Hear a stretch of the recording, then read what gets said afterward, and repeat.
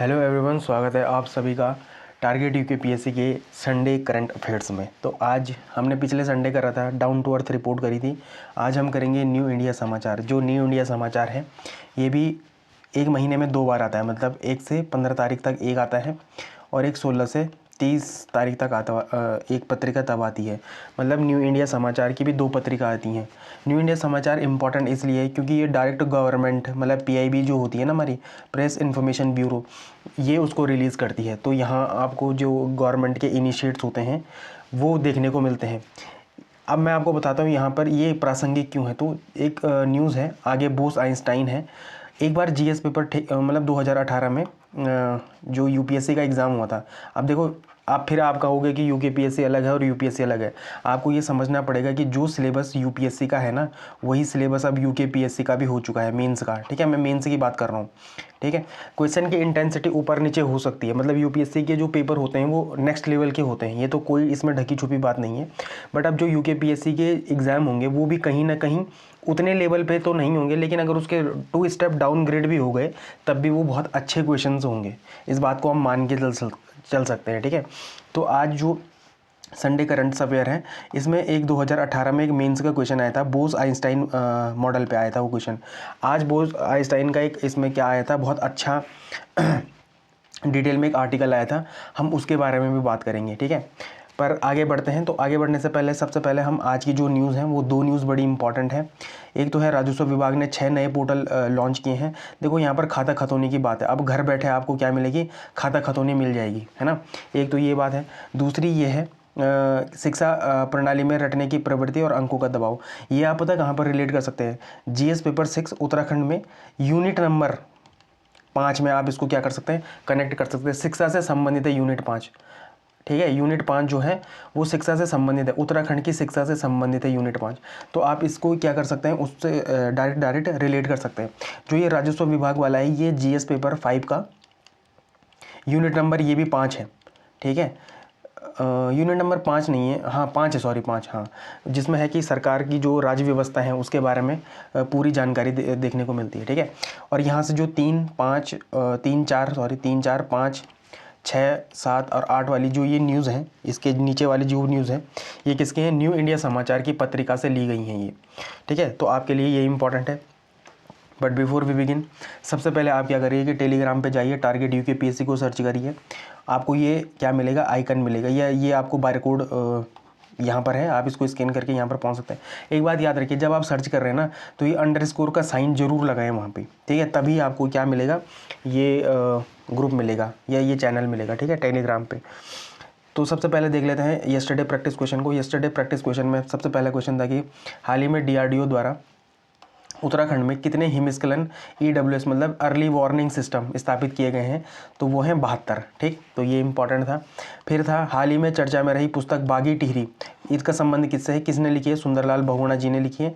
अब उनकी जयंती पर इसको क्या करा गया, रिपब्लिश किया गया है। इस पुस्तक को कौन, बागी टिहरी को रिपब्लिश किया गया। तो ये न्यूज़ में थी कल, तो ये क्वेश्चन में आ सकता है। ठीक है, फिर है ये तीसरा क्वेश्चन है कि हाल ही में संयुक्त राष्ट्र द्वारा जारी रिपोर्ट के अनुसार 2026 में भारत की जीडीपी वृद्धि दर कितने प्रतिशत रहने का अनुमान है, तो 6.6% रहने का अनुमान है।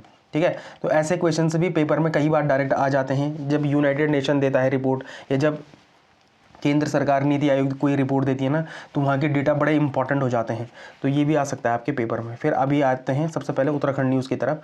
उत्तराखंड न्यूज़ में सबसे इंपॉर्टेंट न्यूज़ है जो कि राजस्व विभाग ने 6 नए वेब पोर्टल लॉन्च किए हैं। तो आप इसको कहाँ पर रिलेट करेंगे, तो आप इसको जीएस पेपर 5 के यूनिट नंबर 5 से आप इसको क्या कर सकते हैं, डायरेक्ट रिलेट कर सकते हैं। ठीक है, वहाँ पर जो शासन और ई गवर्नेंस है उस वाले पोर्शन से आप इसको रिलेट कर सकते हैं। तो इसमें जो प्रीलिम्स का जो इम्पॉर्टेंट है प्रीलिम्स के लिए वो ये है कि जो हमारे सीएम धामी हैं उन्होंने क्या बोला है कि राजस्व विभाग के नए 6 वेब पोर्टल लॉन्च किए हैं। तो कौन से 6 नए वेब पोर्टल हैं, तो पहला है ई भूलेख, ई नक्शा, भू नक्शा, भूलेख अंश, भू अनुमति, एग्री लोन और ई वसूली। ये 6 पोर्टल हैं, ठीक है। ये पेपर में आ सकते हैं कि हाल ही में मतलब अभी हाल ही में भारत के राजस्व विभाग ने भारत के नहीं, उत्तराखंड के राजस्व विभाग ने कितने नए वेब पोर्टल खोले, तो 6 वेब पोर्टल खोले। या पूछ सकता है कि इन 6 वेब पोर्टल में से कौन सा नहीं है, कौन सा है, तो आप इसको याद रख लो। भू नक्शा, भूलेख अंश, भू अनुमति, एग्री लोन और ई वसूली पोर्टल हैं, ठीक है। मेंस में आप इसको कहाँ रिलेट कर सकते हैं, तो जहाँ पर ई गवर्नेंस इन उत्तराखंड आएगा वहाँ पर आप इसको रिलेट कर सकते हैं। फिर से वही है, ये जीएस पेपर 5 के यूनिट नंबर 5 वो वही, मतलब ये वही चैप्टर है, तो आप इसको यहाँ से रिलेट कर सकते हैं। उत्तराखंड में ई गवर्नेंस और प्रशासनिक सुधार, इसमें जो ट्रांसपेरेंसी की बात कही गई है, तो उसमें क्या बोला गया कि इससे पारदर्शिता आएगी और लोगों को दफ्तर के चक्कर नहीं काटने पड़ेंगे। यह मिनिमम गवर्नमेंट और मैक्सिमम गवर्नेंस का उदाहरण है। देखो जैसे ये टर्म्स है ना, जब आप ये टर्म्स यूज़ करना शुरू कर देते हैं अपने मेंस आंसर राइटिंग में, तो आपको नंबर क्यों नहीं मिलेंगे, वो फिर देगा नंबर आपको, ठीक है। तो मिनिमम गवर्नमेंट और मैक्सिमम गवर्नेंस का क्या है, एक एग्जाम्पल है, ठीक। खतौनी और लैंड रिकॉर्ड, तो डिजिटलीकरण से भूमि विवाद कम होंगे और किसान को लोन आसानी से मिलेगा, तो ये इंपॉर्टेंट है, ठीक है। फिर यहाँ पर एक चीज़ और है कि कृषि और भूमि सुधार, तो फार्मर रजिस्ट्री, तो किसानों की फार्मर रजिस्ट्री तैयार होगी जिसमें उनकी जाति, लिंग और पहचान शामिल होगी। यह नीति निर्माण के लिए एक महत्वपूर्ण डेटा प्रदान करेगा।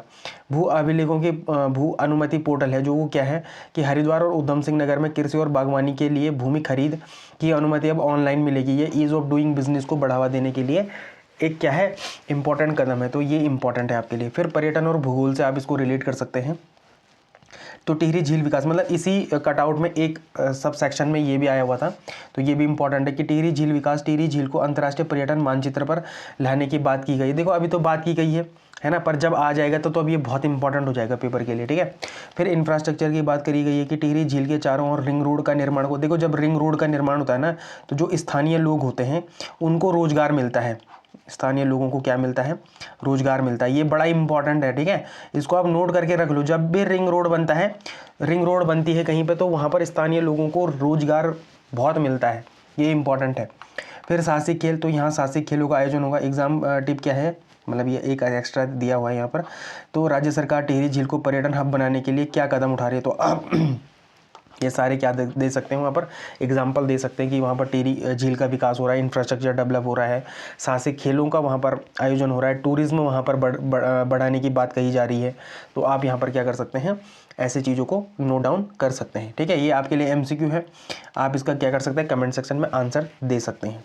फिर है शिक्षा प्रणाली में रटने की प्रवृत्ति और अंकों में दबाव। देखो यहाँ पर एक न्यूज़ आई थी, वो न्यूज़ ये है कि जो हमारा निम्हांस है ना, निम्हांस की फुल फॉर्म क्या होती है, national institute of mental health and neuro science, ठीक है। तो निम्हांस की एक रिपोर्ट आई है, निम्हांस ने क्या कहा है कि उत्तराखंड में जो निजी स्कूल हैं और जो सरकारी स्कूल है, तो सरकारी स्कूल से ज़्यादा निजी स्कूल के बच्चों पे मानसिक दबाव देखने को मिला है, ठीक है। तो ये इंपॉर्टेंट है। यहाँ पर क्या तर्क है कि जब शिक्षा प्रणाली में रटने की प्रवृत्ति और अंकों के दबाव पर आप उत्तर लिखेंगे, तो आप इस रिपोर्ट को डाल सकते हैं, किस रिपोर्ट को, निम्हांस की रिपोर्ट को, ठीक है। तो पॉइंट क्या है, निम्हांस national institute of mental health and neuro science और उत्तराखंड के सर्वेक्षण के अनुसार निजी स्कूलों में 63% बच्चे तनावग्रस्त हैं, जो यह दर्शाता है कि निजीकरण, देखो निजीकरण है ये, ठीक है, निजीकरण, सॉरी बाजारीकरण है, सॉरी निजीकरण नहीं, बाजारीकरण है,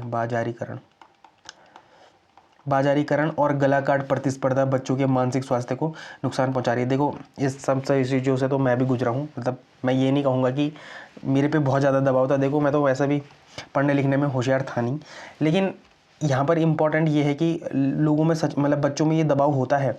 कईयों को पास होने का दबाव होता है, कईयों को अपने क्लास में फर्स्ट आने का दबाव होता है, कईयों को स्टेट टॉप करने का दबाव होता है, कईयों को परसेंटेज का दबाव तक भी होता है, ठीक है। तो जब इतने सारे दबाव होंगे तो बच्चा अपने खुल के परफॉर्म नहीं कर पाता है, तो ये तो बड़ा इंपॉर्टेंट है, ठीक है।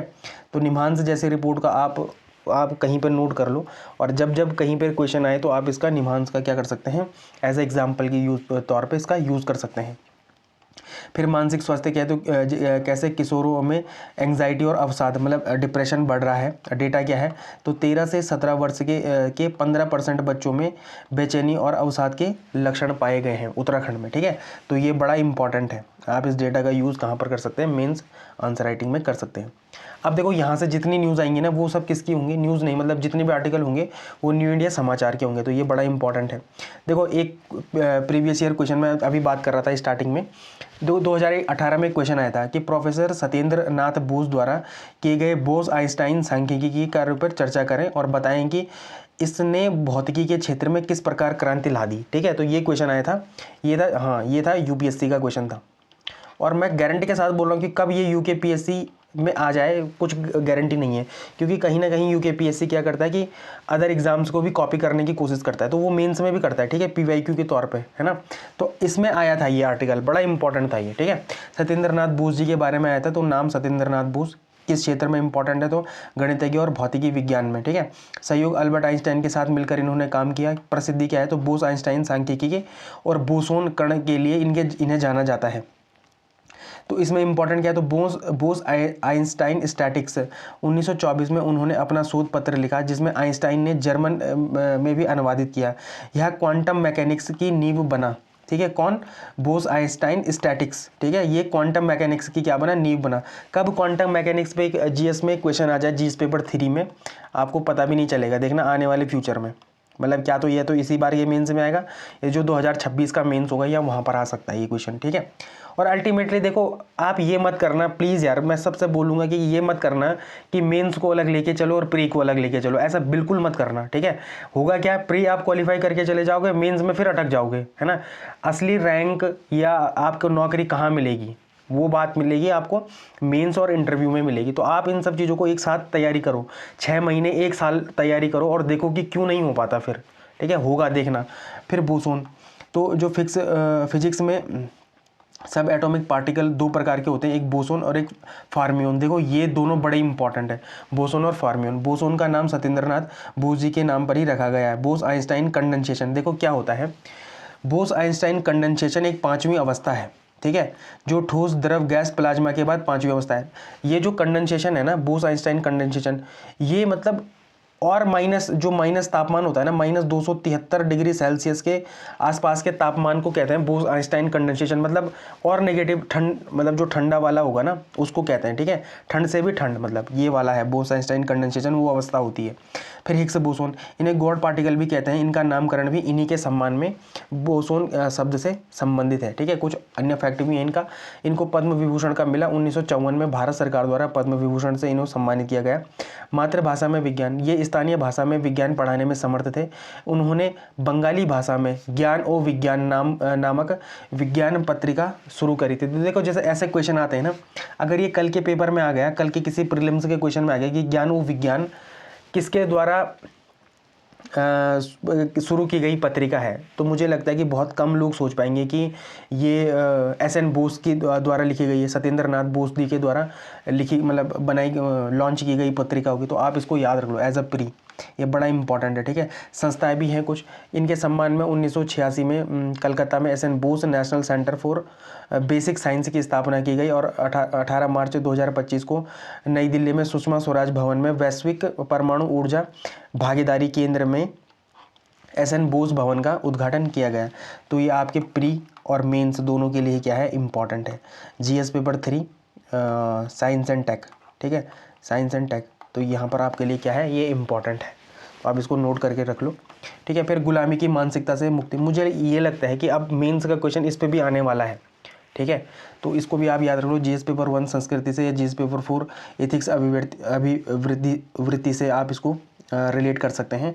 क्या है इसमें, तो संकल्प क्या है, सरकार ने संकल्प लिया है कि 2035 तक जब मैकाले की शिक्षा पद्धति के 200 साल पूरे होंगे, भारत मानसिक गुलामी से पूरी तरह से मुक्त हो जाएगा। नाम परिवर्तन क्या है, राजपथ का नाम बदलकर क्या कर दिया गया है, कर्तव्य पथ रख दिया गया है। प्रधानमंत्री को अब क्या बोलेंगे, सेवा तीर्थ कहेंगे। केंद्रीय सचिवालय को क्या कहेंगे, कर्तव्य भवन कहेंगे। रेस कोर्स रोड जो दिल्ली में थी उसका नाम अब क्या हो चुका है, लोक कल्याण मार्ग हो चुका है। औरंगजेब रोड जो दिल्ली में थी अब उसका नाम क्या हो चुका है, एपीजे अब्दुल कलाम रोड हो चुका है। सैन्य प्रतीक भी है कि जैसे नेवी में क्या, जो हमारा इंडियन नेवी है उनके ध्वज पे सेंट जॉर्ज क्रॉस की जगह में अब छत्रपति शिवाजी महाराज की शाही मोहर लग चुकी है। ठीक है, अब कानूनी बदलाव हैं, जैसे आईपीसी और अन्य कानूनों को बदलकर भारतीय न्याय संहिता, भारतीय नागरिक संहिता और भारतीय साक्ष्य अधिनियम लागू किया गया है, जो दंड की बजाय अब न्याय पर केंद्रित है। तो कई बार ये क्वेश्चन में आ सकता है कि जो नए कानून है वो दंड पे बेस है या न्याय पे बेस है, या उनका केंद्र क्या है, तो यहाँ पर याद होना चाहिए आपको, न्याय उसका क्या है, केंद्र है। ठीक है। गुलामी की, देखो ये क्वेश्चन बना रखा है मेंस का। अब देखो जब ये मेंस का क्वेश्चन ये तो मैंने बनाया है, देख लो। अगर आपको, आप अगर इस क्वेश्चन को अगर इतने से पढ़ के बना दोगे ना, तो समझ लेना कि आप बिल्कुल राइट ट्रैक पे हो। देखो क्या है यहाँ पे, गुलामी की मानसिकता से मुक्ति के संकल्प से आप क्या समझते हैं? हाल ही में सरकार द्वारा किए गए प्रतीकात्मक और कानूनी सुधार इस दिशा में किस प्रकार एक सशक्त और आत्मनिर्भर आत्मविश्वास भारत के निर्माण में सहायक सिद्ध हो सकते हैं? सो उदाहरण चर्चा करें। तो क्या आप यहाँ से उदाहरण नहीं दे सकते, या आप इतने मैटर से पढ़ के इसका आंसर नहीं लिख सकते? आप लिख सकते हैं, ठीक है। कोशिश करना लिखने की। और अगर, हाँ मैं ये भी बोलूँगा, अगर किसी ने ये आंसर लिख दिया तो वो मुझे क्या करे, उसको वो मेरे को एक मेल करे अपने आंसर को लिख के, ठीक है। और वो मेल की क्या करे, वो करे टारगेट यूके PSC, ठीक है, @gmail.com पे मुझे क्या कर दे, मेल कर दे। मैं एक बार देख लूँगा कि कैसा लिखा हुआ है, ठीक है। UKPSC है, टारगेट UKPSC @gmail.com। या मैं अभी जो मेल है ना उसको मैं टेलीग्राम में डाल दूंगा, तो वहाँ पर मुझे एक बार आंसर लिख के आप भेज देना। मैं देख लूँगा कि आपने आंसर कैसा लिखा है, और मैं आपको उसमें बता भी दूंगा, मेल में ही बता दूंगा कि मैं आपको रिप्लाई करके बता दूंगा कि आपने कैसा लिखा है या कैसा होना चाहिए था, ठीक है। तो ये है। फिर वंदे मातरम और दीपावली, तो GS पेपर 1 इतिहास और विरासत से जुड़ा हुआ है ये। वंदे मातरम के 150 साल पूरे हुए, तो इतिहास ये तो हम न्यूज़पेपर में भी पढ़ चुके हैं ना, पर कोई बात नहीं, एक बार देख लेते हैं। तो इतिहास, इसकी रचना बंकिम चंद्र चट्टोपाध्याय ने 1875 में की थी। इससे बाद में 1882 में उनके उपन्यास आनंद मठ में शामिल किया गया, ठीक है। भूमिका क्या की, 1905 के बंग भंग विरोधी आंदोलन के दौरान यह प्रतिरोध का गान बन गया था। और विशेष बिंदु क्या है, तो 1907 में VU चिदम्बरम पिल्लई ने स्वदेशी जहाज पर वंदे मातरम लिखवाया था। संसद में इसके 150 वर्ष पूरे होने पर एक क्या हुई थी, विशेष चर्चा हुई थी। देखो 1896 जो कलकत्ता अधिवेशन हुआ था, ये पहली बार वहाँ पर गाया गया था, ठीक है। तो ये आपको पता होना चाहिए। अधिवेशन में, कलकत्ता अधिवेशन में जो 1896 का था, वहाँ पर गाया गया था ये, ठीक है। तो यहाँ पर ये इंपॉर्टेंट है। फिर दीपावली और यूनेस्को, तो दीपावली को यूनेस्को की मानवता की अमूर्त सांस्कृतिक विरासत, इंटेंजिबल कल्चरल हेरिटेज की प्रतिनिधि सूची में शामिल किया गया है। और ये कहाँ पर है, नई दिल्ली के लाल किले में आयोजित यूनेस्को की 20वीं सत्र में लिया गया था ये निर्णय, क्या कि दीपावली को यूनेस्को की क्या हो मिल जाए, इंटेंजिबल कल्चरल हेरिटेज साइट मिल जाए, ठीक है। इसमें एक और चीज़ थी, मेरा गांव मेरी धरोहर MGMD, ठीक है। सांस्कृतिक मंत्रालय ने 6.38 लाख गाँवों की सांस्कृतिक मैपिंग की है। इसमें गांव की विशिष्ट पहचान, भोजन, कला आदि डेटाबेस आदि का डेटाबेस बनाया गया। तो ये बड़ा इंपॉर्टेंट है, ठीक है। आप इसको मेंस में कहीं पर भी आप क्या कर सकते हैं, कोड कर सकते हैं, ठीक है। तो ये इंपॉर्टेंट है। फिर अंतर्राष्ट्रीय संबंध, अभी जो क्या हुआ था 4 से 5 दिसंबर 2025, ठीक है, पिछले साल, ठीक है। तो व्लादिमीर पुतिन कहाँ आए थे, अपने भारत में आए थे। तो वहाँ पर कुछ फैसले लिए गए थे। वो क्या फैसले थे, व्यापार लक्ष्य क्या था, 2030 तक द्विपक्षीय व्यापार को बढ़ाने और आर्थिक सहयोग कार्यक्रम को लागू करने पर सहमति बनी थी। कनेक्टिविटी, चेन्नई और व्लादिवोस्तोक गलियारे और उत्तर समुद्री मार्ग को सक्रिय करने पर जोर दिया गया था। ऊर्जा, कुडनकुलम परमाणु संयंत्र और अन्य परमाणु परियोजनाओं में सहयोग बढ़ाने का निर्णय लिए गए। और भुगतान प्रणाली क्या थी, तो रुपए रूबल में व्यापार निपटान को बढ़ावा देना। तो ये इंपॉर्टेंट है। यहाँ से डॉलराइजेशन वाली अवधारणा भी का एक अच्छा एग्जाम्पल है ये, ठीक है। जब दोनों कंट्री क्या करें, अपने अपनी करेंसी में ही क्या कर लें, उसका सेटलमेंट कर लें, है ना। तो ये डॉलराइजेशन का एक अच्छा एग्जाम्पल है, मतलब डॉलर को छोड़ना या डॉलर को त्यागना, ठीक है। तो ये इंपॉर्टेंट है। फिर जनगणना और नीति, तो ये आपको पता ही है कि जो अब 2027 की जनगणना होगी वो कैसे होंगी, डिजिटल और ऐप आधारित होंगी, है ना। तो ये 2 चरणों में होगी, ये हम पहले ही बता चुके हैं। पहला चरण मकान सूची 2026 और दूसरा चरण फरवरी 2027 में होगा। उत्तराखंड के लिए थोड़ा और एस्पेक्ट में था, तो ये हम अभी पिछले महीने का जो करंट अफेयर है उसमें हम इसको देख चुके हैं, ठीक है। DNA को यार ज़रूर फॉलो करो, मैं तो ये कहता हूँ, ठीक है। ज़्यादा से ज़्यादा 40 मिनट, एक दिन का 40 मिनट, और इतने इंपॉर्टेंट न्यूज़ प्री और मेंस के एस्पेक्ट से उसमें हम डिस्कस करते हैं, तो बहुत इंपॉर्टेंट है वो, ठीक है। फिर कोल सेतु नीति क्या है, कोयला लिंकेज की नीलामी के लिए नई नीति बनी है। इसमें लिंकेज धारकों को अपने कोयले का 50% निर्यात करने की अनुमति दी गई है। जो एक बड़ा सुधार है इसमें, ठीक है। तो कोल सेतु नीति भी आ सकता है पेपर में कि इसमें क्या कितना % निर्यात करने की बात की गई है, तो 50% निर्यात करने की अनुमति दी गई है। फिर प्राकृतिक खेती, तो प्रधानमंत्री ने 1 एकड़ 1 मौसम का मंत्र दिया, जिससे किसान छोटे स्तर पर प्राकृतिक खेती शुरू कर सकेंगे। इसमें रसायनों की जगह जीवामृत और बीजामृत का उपयोग किया जाएगा। मतलब अब जो रसायन का उपयोग करते थे उसकी जगह हम क्या कर देंगे, बायो सारे जितने भी हैं हमारे उनका हम यूज़ करेंगे, ठीक है। बायो फर्टिलाइज़र का यूज़ करेंगे। फिर अनक्लेम्ड डिपॉजिट, तो आपका पैसा आपका अधिकार अभियान है। तो आरबीआई का एक उमंग पोर्टल है, अगर आपको याद होगा कि लावारिस जमा राशि खोजने के लिए था ये, ठीक है। कई बार भूल जाते हैं कि हमने कभी पैसे जमा करे थे, तो आप उमंग पोर्टल से पता कर सकते हैं कि कोई था या नहीं था अपना खाता यहाँ पर, या जो अपनी पूंजी थी, ठीक है। तो ये इंपॉर्टेंट। तो आरबीआई के द्वारा कौन सा अभियान चलाया गया है, आपका पैसा आपका अधिकार, ठीक है। और आरबीआई का कौन सा पोर्टल है, तो उमंग पोर्टल है। और सेबी का कौन है, तो मित्रा पोर्टल है। ये बड़ा इंपॉर्टेंट है म्यूचुअल फंड के लिए, है ना। तो ये पेपर में आ सकते हैं, ये प्री में तो बड़ा इंपॉर्टेंट है ये दोनों, ठीक है। और मेंस में आप इसका यूज़ कर सकते हैं जब ऐसे क्वेश्चंस आए कि आरबीआई ने या सेबी ने ऐसे जमा राशि जो लावारिस है या जो म्यूचुअल फंड से रिलेटेड है, ऐसे पोर्टल वाले कुछ क्वेश्चन आते हैं, तो वहाँ पर आप इनका यूज़ कर सकते हैं।